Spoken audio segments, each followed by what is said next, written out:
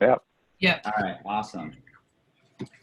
All right, so this was I thought a pretty good one. Again, I wouldn't say there was anything super groundbreaking in it, but I think this whole course, even if you're a student of money already, it's just, you can never be reminded enough of some of these things.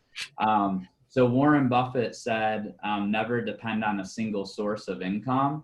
And Ben Kinney in the episode related it to a bar stool. He said a bar stool with only one leg, it would be probably more than a little bit wobbly. You would have to support it on your own. Two legs would be a little bit stronger, and three would be better, but four would be extremely sturdy. And so I thought it was a really good analogy around just thinking about your streams of income and how, I mean, obviously we're on the precipice potentially of a shift in the market, and just recognizing the fact that, if we're sitting here right now with only one source of income, what do we need to do in order to make that more? So there's really only two ways to increase income. It's either increasing your primary income, which obviously for both of you guys is going to be your real estate income, I think. I guess I don't know all of your finances inside and out, or Yeah. adding additional streams of income. And what I thought was interesting, obviously the first step in the whole pandemic and, the slowdown is to make sure that we're cutting our expenses to a point that, as much as we can without hurting our revenue side. But I think ultimately there is a point at which you reach that you can't decrease your expenses anymore without affecting your bottom line. And so it was interesting. I hadn't heard anybody say this, but he talked about the fact that you can't expense your way out of a recession. You can't expense cut your way out of a big problem in your life, because ultimately there's going to be things that you have to pay for no matter what. And if you're not increasing the amount that you're making, a lot of times it's going to take a lot longer to get ahead. So you have to have more income. And so what can you do right now to increase your income? Oh, that was out of order. And then what can I do by the end of the year to change my income? How much do I need my income to change?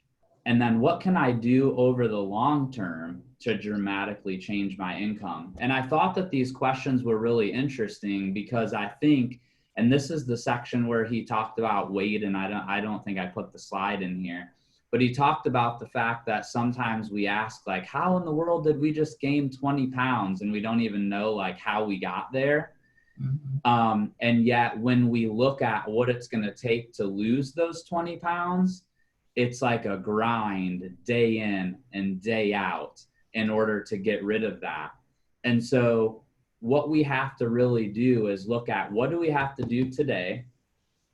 And then what do we have to do by the end of the year to change our income? And then lastly, how much do I need my income to change? And if we go all the way back to the first step, it was doing that reality check and really recognizing, like, what is my gap from what I need to make, whether that's from a retirement perspective, or maybe right now we're not even making enough to meet our monthly obligations. Now we've cut all of our expenses as much as we can. What's that gap look like?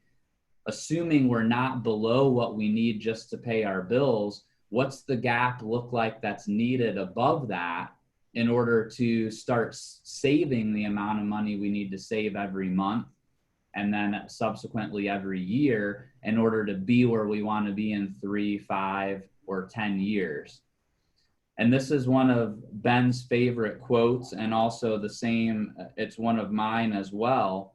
And that is that you often overestimate what can be done in 1 year and severely underestimate what can be done in 5 years. And again, I didn't make a slide on this, but for if those of you, and Lisa, I know you follow Eric Forney. I'm not sure if you're friends with him on Facebook or not, but if you're not, you should be.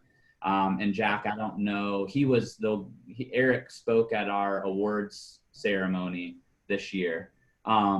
But he posted, I think yesterday or the day before, that he's just now 5 years into real estate.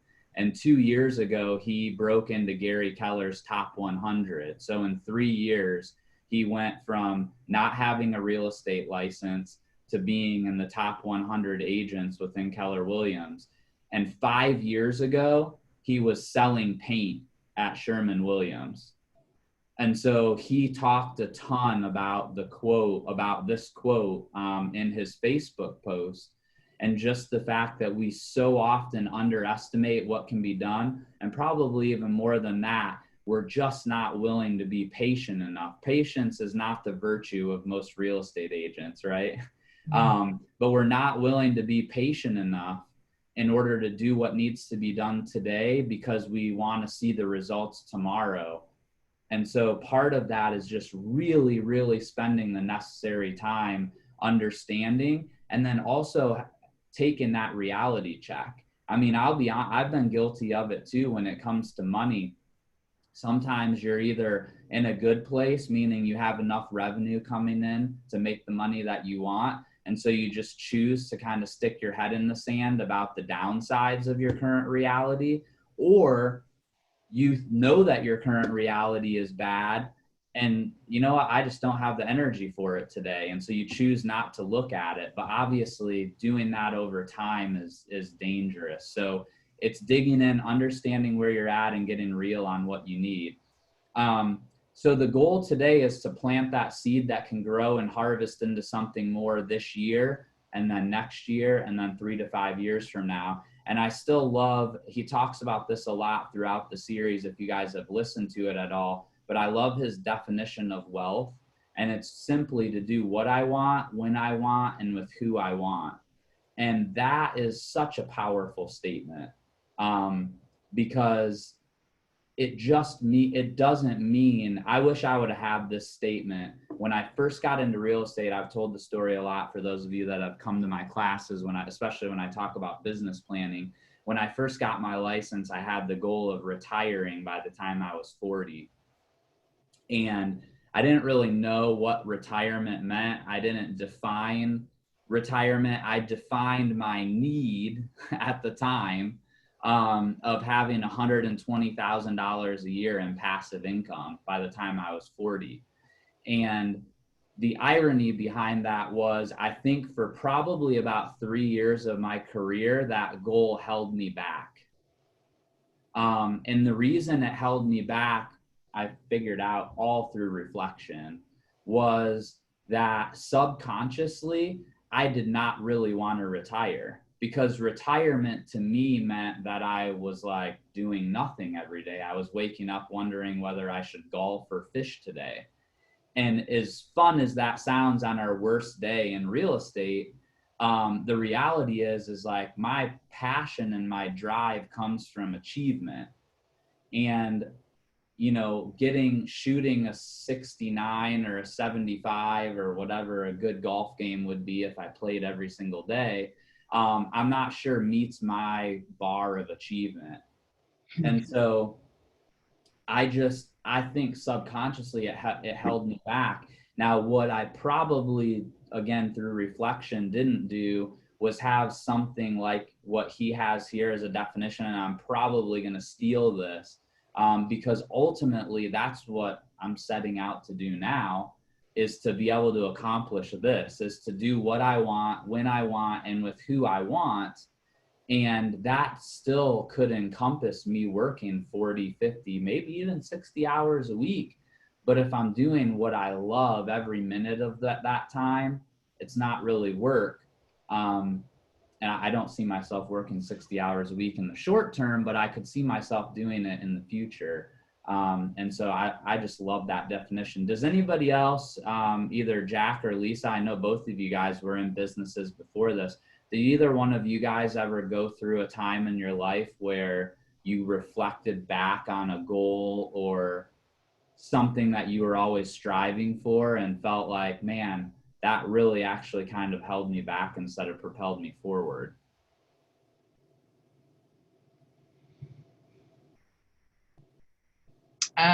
the goal of being a highly leveraged single agent. Okay. And being adverse to team building, I think is an idea that I held strongly to just because I hadn't seen team building done well, or team building done to the point that I felt like I would want to do it that way. But going back to that, to do what I want, when I want, and with who I want, being able to build a team within the KW model in a way that makes sense for me is, my goal now. But thinking in my brain, like about a year ago, I was like, nope, I want to be a single agent, highly leveraged, just, killing it by myself. But now I'm like, yeah, to get to really where I want to go, and have that freedom and flexibility, to be able to do what I want, when I want, with who I want, I got to build a team. Yeah, that's awesome. Jack, how about you?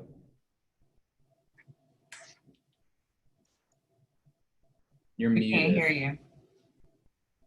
I'll unmute you. Maybe. It's not letting me. Jack, you got to unmute yourself. There you go. So can you hear me now? Yes. Yep. That's so weird because I'm using my phone for audio and I had my phone unmuted, but my computer was muted and that was keeping you from hearing me, which I think is weird. Yeah, it is. Technology is crazy.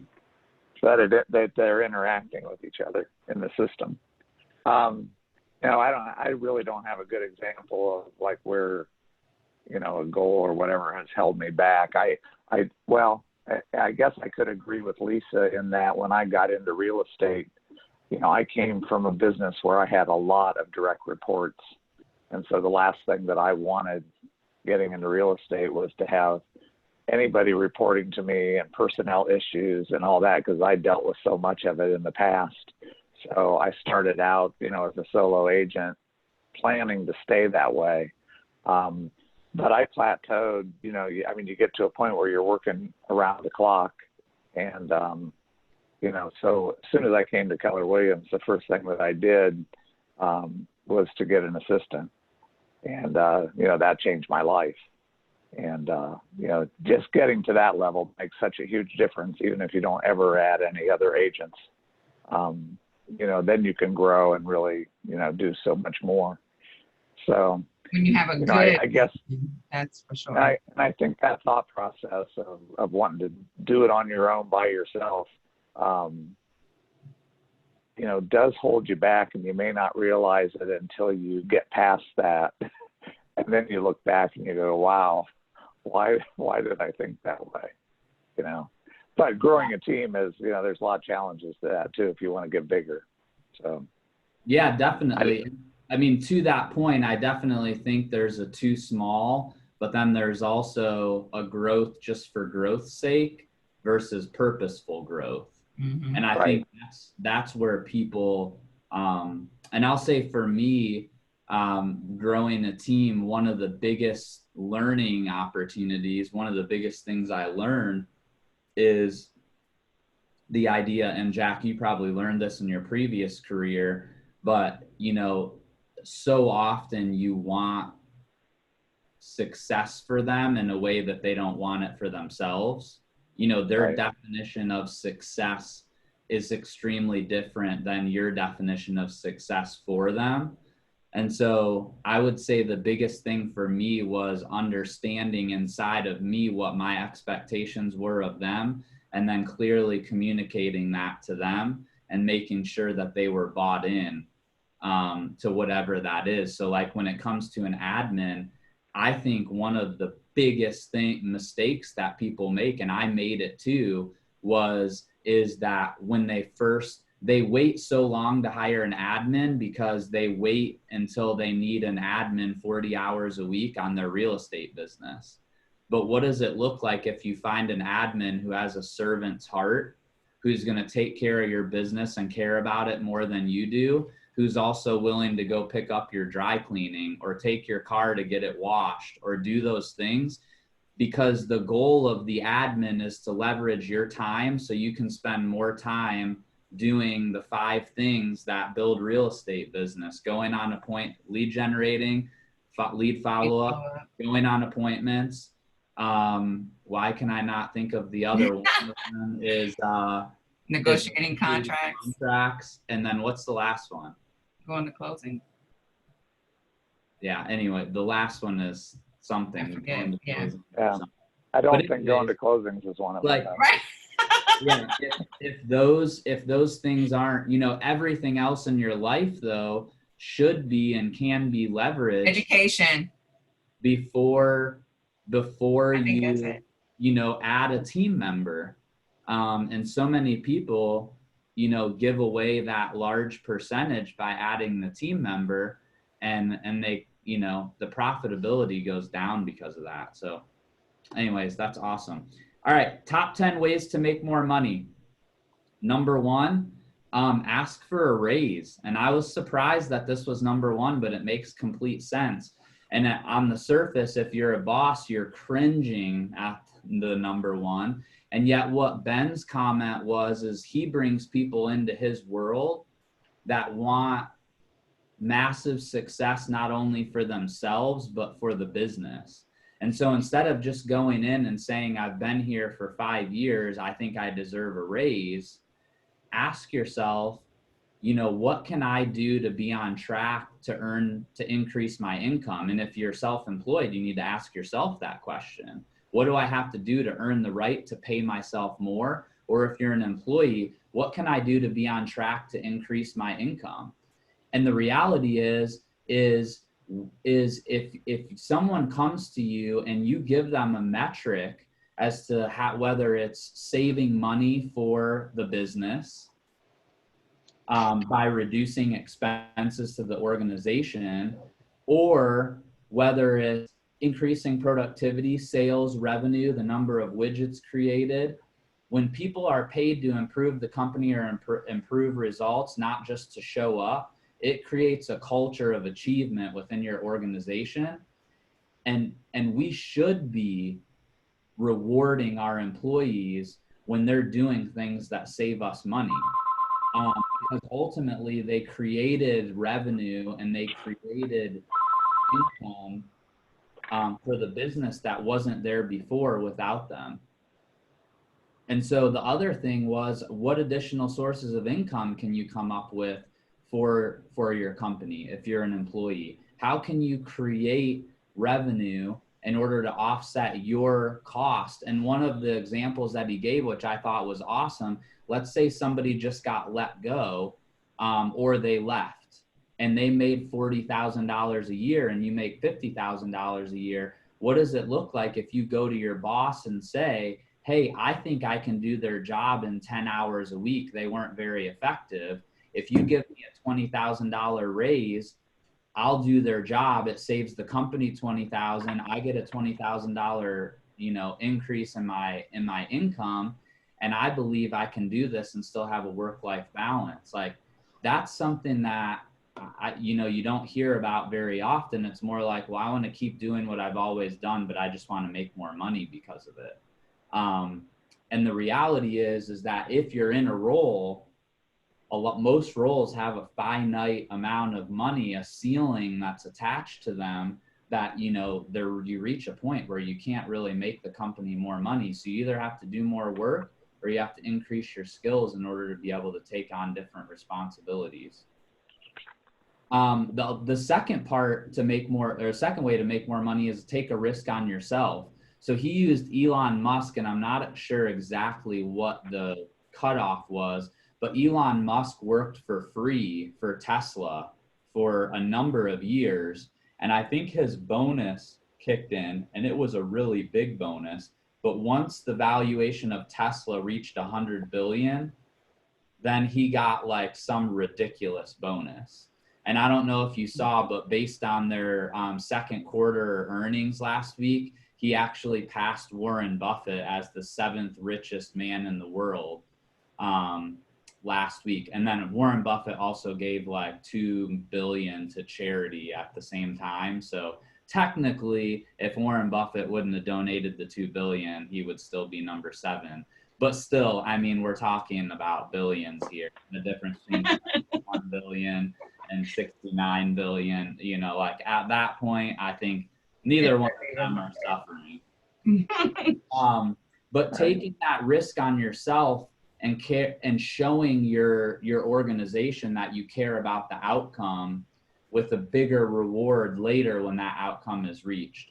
And then the third thing is leveraging benefits at the company. Obviously, as 1099s, which you guys both are, there's not really any of these, but think about these for your employees and how you can leverage benefits to help yourself from a business perspective by giving yourself a write-off, and also giving your employees, you know, more value than just the money that you're giving them. Because, you know, if you're matching a 401k benefit or something like that, imagine what that's doing for their future by encouraging them to invest, how that's changing their life and their kids' life and the legacy that they're going to leave if they have a retirement versus not. The fourth way is we can find investments that pay out monthly. So I thought one of the things that he said, which is interesting, and I think I'll say it myself, I think I probably think a little too small on this. But he threw out the example of, what if you have an extra $1,000 in your bank account? How many of your friends would pay you $100 in interest to borrow that $1,000 for 6 months? Now, obviously there's a risk there, right? But you're getting a 10% return. Really, that's a 20% annualized return. If you lose $1,000, is that really going to kill you? Probably not. And you have to be careful with that. You don't want to become a bill collector, but there are opportunities to leverage the money that you have in ways that a lot of us, we just don't think that way. And yet people who are really wealthy think that way, and they look for opportunities to make their unfair share on the money that they have through charging interest and things like that, which we are all very used to paying, i.e. credit cards. We're very accustomed to paying it, but there's a dirty feeling to earning it, I think. I think it's that subconscious thing. And so again, change the way you look at things, and the things you look at change. Even if you only have a few $1,000s in the bank, if it seems like a good risk, consider taking that risk on somebody that maybe is just having a down time, but they're going to take the opportunity and run with it. Renting out a room in your house, Airbnb was not designed initially to rent out entire houses. It was actually designed to be able to rent out one house for one night in lieu of a hotel room. So Ben Kinney talked about way back before Airbnb ever existed, when he was renting, he would rent out the extra rooms in his place. And then his first house was a duplex that he bought. He rented out one side and then also rented out the rooms on his side, other than his own, and really leveraged that. And again, you may not choose to live that way forever, but in the short term, the question is, how quickly do you want to get that debt paid off? How quickly do you want to save for that first investment property? And what risks are you willing to take? What conveniences are you willing to give up in the short term for the long-term gains? And then the number 5 kind of goes along with what I said here, but renting anything is what he said. So obviously there's ways you can, if you guys have never heard of it, I forget the name of the company, but it's like essentially Airbnb for your car. So you can actually rent your car for a few days to somebody who's in town. This is actually a big thing. My cousin lives close to Notre Dame, and he rents his whole house out for every Notre Dame home game. And he actually makes enough on, I think they have 8 home games a year, to pay for his mortgage for the entire year just by renting his house out for 8 weekends. And his parents live about an hour away. So they just rent their house out and go to his parents for those 8 home games. And they basically have no mortgage payment. So they're able to make, like $20,000 over 8 weekends for, 16 days of renting out their house. Somebody else they use an example of putting your house on Airbnb and requiring like a 2-week stay. And then once somebody schedules your Airbnb, that's when you schedule your vacation and you use that money that you're making on your Airbnb to pay for your vacation. So you're going to be gone anyways. And that pays for your vacation. And I didn't mean missed an N there, lawn equipment. It was supposed to be law equipment. I'm not sure what law equipment. Number 6 is side business or side hustle. So it's probably lawn equipment. That was probably a typo. Yes, it was. It was my typo. It should say lawn equipment. So side business or side hustle. Obviously, Uber is a super popular one right now. Uber Eats. I know a lot of people that do that make, really good money, and it's, you can go work for 30 minutes or 30 hours a week if you want. And a lot of people end up quitting their full-time job and use Uber as a transition. Fiverr is obviously another one. If you're a designer or if you have a special skill, you can go on there and take orders from people across the world. Cupcakes, dog treats, all those types of things. This was an interesting one, and I'll parlay it into Keller Williams. I'd never heard of it before this podcast, but it's called teacherspayteachers.com. And the teachers actually will upload like a lesson plan for the day.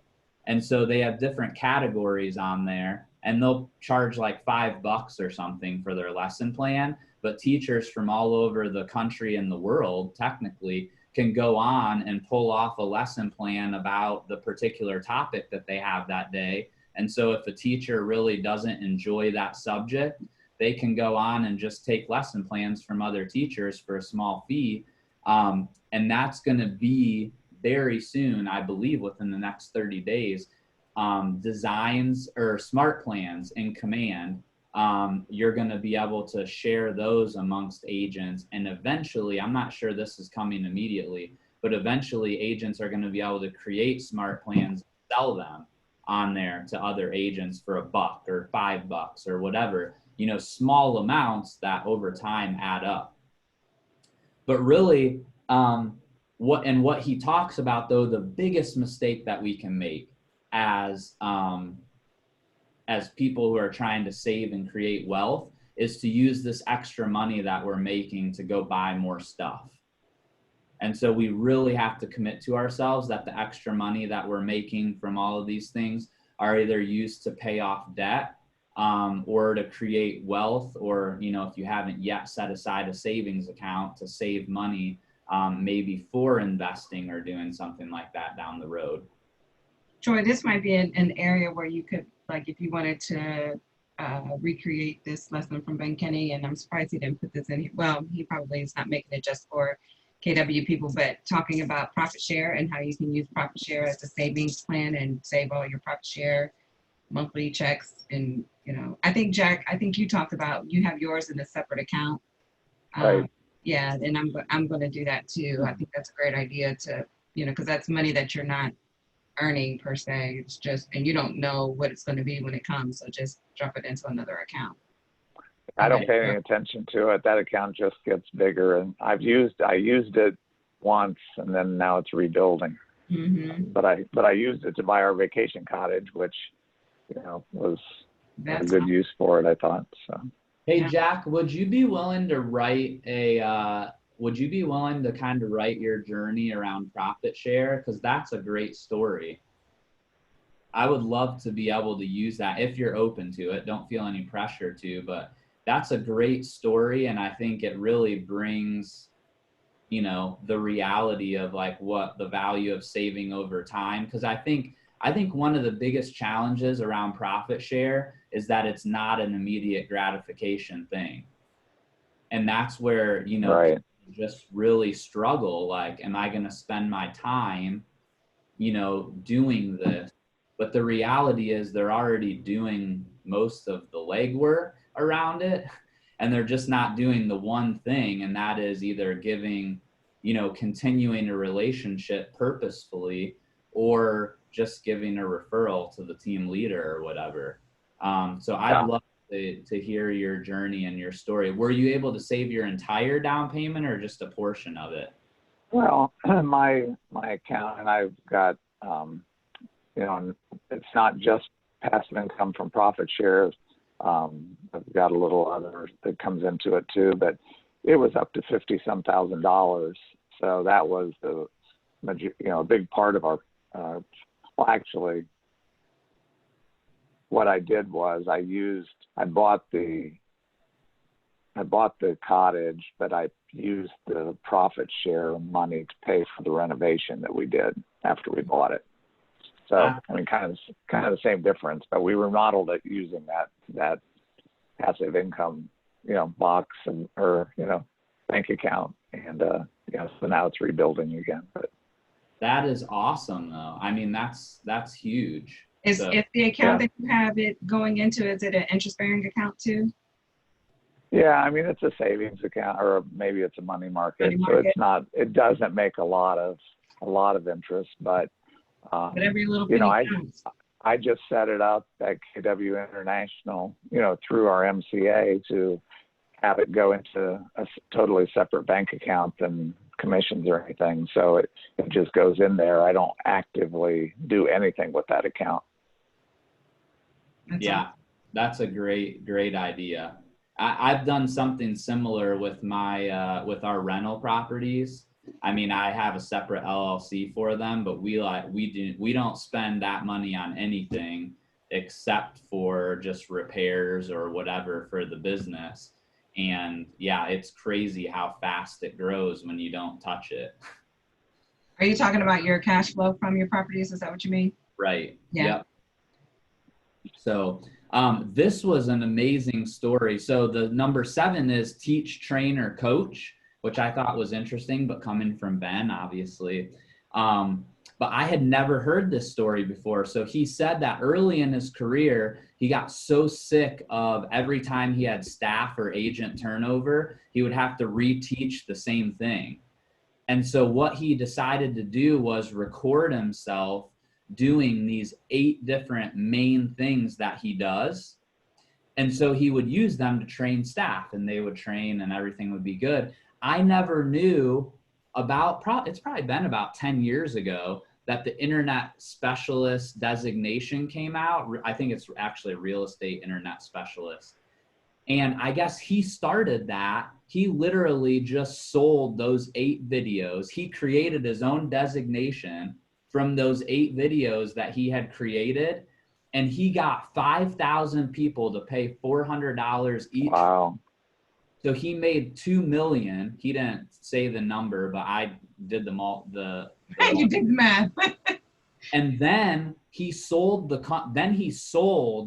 designation to someone else for probably a lot more money.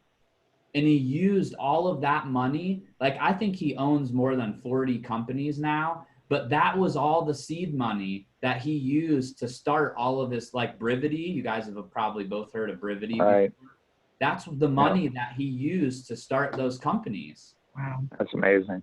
And it's like, he did it all because and so the thing that he talked so much about in here was what is right under our noses that we already have that we're not leveraging in terms of making money. And that's what he called number 8, and it's called your byproducts.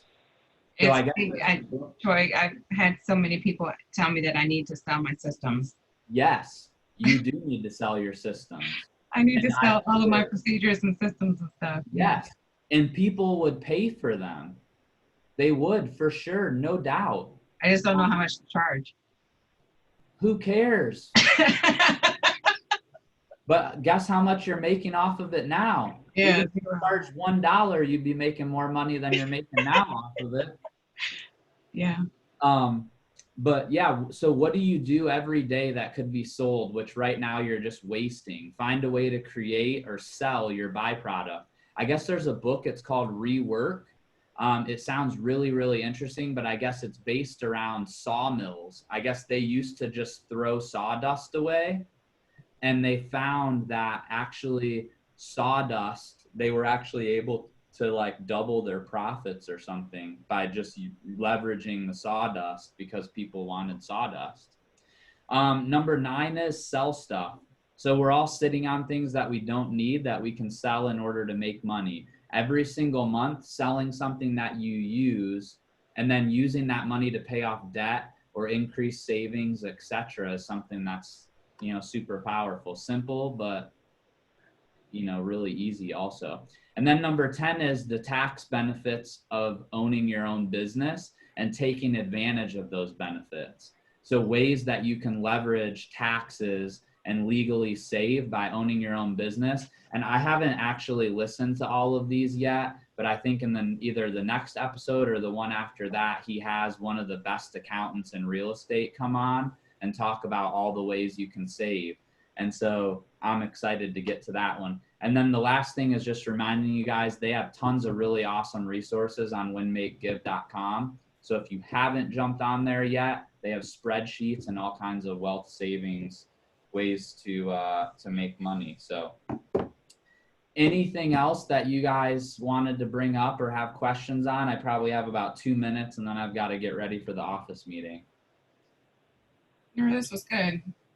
It's all stuff that we already know, but you know. I know. Hear it again.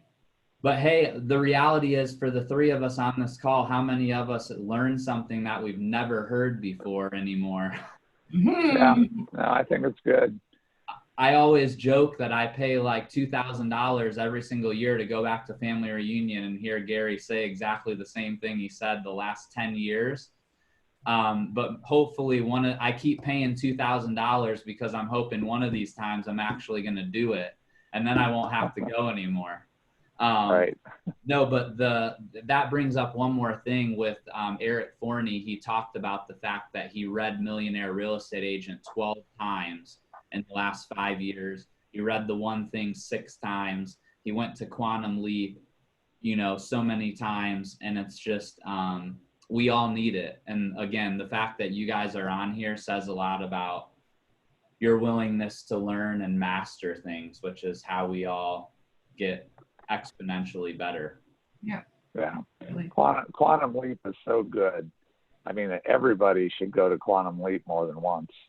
I know. I was really bummed with COVID that we didn't, you know, Seth Campbell was supposed to teach it. Right. I was really bummed that we didn't get that opportunity, but I'm sure it'll come back again. And I think in the second half of this year, it sounds like there's going to be a lot more of those types of classes that are going to be offered online, like webinar style. So I'm really excited to see what they come up with on those, like career visioning and some of those types of classes that we kind of missed out on this year because of COVID. Right. That'd be good. So great. All right. Awesome. Well, I'll see you guys shortly. Yep. Thanks, Troy. All right. Appreciate it. See ya. Bye. Bye.